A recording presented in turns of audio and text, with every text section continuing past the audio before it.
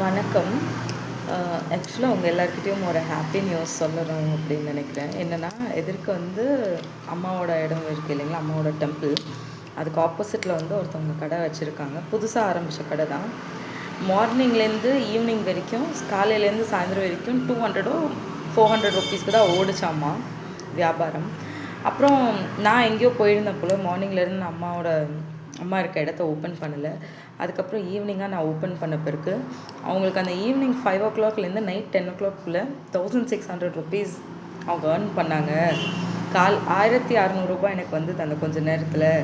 காளியை பார்த்த உடனே எனக்கு கிடச்சிருச்சுன்ட்டு நம்ம அம்மாவுக்கு கொண்டு வந்து ஸ்வீட் வச்சுட்டு போயிருக்காங்க.